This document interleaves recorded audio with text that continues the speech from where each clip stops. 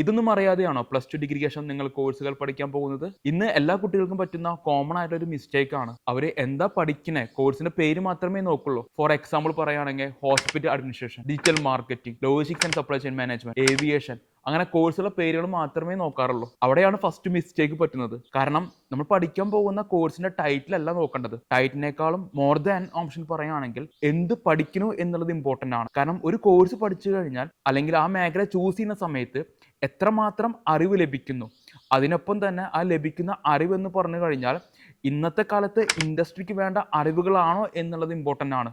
So മസ്റ്റായിട്ടും syllabus study ചെയ്തിരിക്കണം. കാരണം ഇന്ന് പല കുട്ടികളും അത് ചെയ്യുന്നില്ല എന്നുള്ളതാണ് കോഴ്സ് കഴിഞ്ഞ ശേഷം ജോലി ലഭിക്കാതെ വീട്ടിൽ തന്നെ ഇരിക്കാനുള്ള മെയിൻ കാരണം എന്ന് പറഞ്ഞു കഴിഞ്ഞാൽ. കാരണം ഇന്നത്തെ കാലത്ത് ഒരു കമ്പനിയും ചുമ്മാ ഒരാൾക്കും ജോലി തരുന്നില്ല. അവർക്ക് വേണ്ട സ്കിൽ സെറ്റുകൾ ഉണ്ടെങ്കിൽ മാത്രമേ കമ്പനി അവർ ഹയർ ചെയ്യുകയുള്ളൂ, അതേപോലെ തന്നെ നല്ല സാലറി പാക്കേജ് ഓഫർ ചെയ്യുള്ളൂ. സോ അതുകൊണ്ട് തന്നെ കോഴ്സ് പഠിക്കുന്ന സമയത്ത് സിലബസിൽ എന്ത് പഠിക്കുന്നു, ആ പഠിക്കുന്ന കാര്യങ്ങളുടെ ഇമ്പോർട്ടൻസ് എത്രമാത്രം ഉണ്ട്, ആ കാര്യങ്ങളാണ് ഫസ്റ്റ് നോക്കേണ്ടത്. രണ്ടാമത് നോക്കേണ്ട കാര്യം എന്ന് പറഞ്ഞു കഴിഞ്ഞാൽ പഠിച്ചു കഴിഞ്ഞാൽ ലഭിക്കുന്ന കോഴ്സിന്റെ സർട്ടിഫിക്കേഷൻ ആണ്. കാരണം ഇന്ന് സർട്ടിഫിക്കേഷൻ നോക്കുകയാണെങ്കിൽ എല്ലാ ഇൻസ്റ്റിറ്റ്യൂഷനും, ഇന്ന് എല്ലാ സ്റ്റുഡൻസിനും ഇൻസ്റ്റിറ്റ്യൂഷൻ വിളിക്കുന്ന സമയത്ത് ഞാൻ തന്നെ പറഞ്ഞു കേട്ടിട്ടുള്ള ഒരു ഓപ്ഷനാണ് എല്ലാവരും പ്രൊവൈഡ് ചെയ്യുന്നത് ഇന്റർനാഷണൽ സർട്ടിഫിക്കേഷൻ ആണ്. പക്ഷേ കേരളത്തിലെ കുട്ടികൾ എന്ത് ചെയ്യും? ആ ഇന്റർനാഷണൽ സർട്ടിഫിക്കേഷൻ ഓപ്ഷൻ മാത്രമേ വിശ്വസിച്ച് നിൽക്കുന്നുള്ളൂ.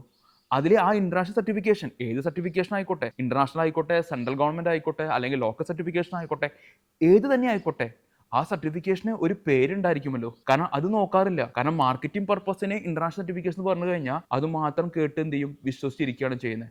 സോ ഒരു സ്റ്റുഡൻ്റ് ആണ് നിങ്ങൾ, അല്ലെങ്കിൽ ഇതൊക്കെ അറിഞ്ഞിട്ട് വേണം കോഴ്സ് പഠിക്കാൻ എന്നുള്ളത് ആഗ്രഹമുള്ളതുകൊണ്ട് ഞാൻ പറയുകയാണ്. നിങ്ങൾക്ക് ഇന്റർനാഷണൽ സർട്ടിഫിക്കേഷൻ ആണ് അല്ലെങ്കിൽ സെൻട്രൽ ഗവൺമെന്റ് സർട്ടിഫിക്കേഷൻ ആണെന്ന് പറയുന്നുണ്ടെങ്കിൽ ആ സർട്ടിഫിക്കേഷന്റെ പേര് ചോദിക്കുക. നിങ്ങൾ ആ പേര് ചോദിക്കുന്നതിനൊപ്പം തന്നെ അത് ഏത് അക്രഡിറ്റേഷൻ ബോഡിയുടെ ആണെന്ന് ചോദിക്കുന്നത് ഏറ്റവും ഇമ്പോർട്ടൻ്റ് ആണ്. കാരണം ഇതെല്ലാം നോക്കിയാൽ മാത്രമേ നമ്മൾ ആഗ്രഹിച്ച സ്വപ്നം കണ്ടു കേട്ടിട്ടുള്ള ഒരു മേഖലയിൽ നല്ലൊരു കരിയർ നേടിയെടുക്കാനായിട്ട് സാധിക്കുള്ളൂ.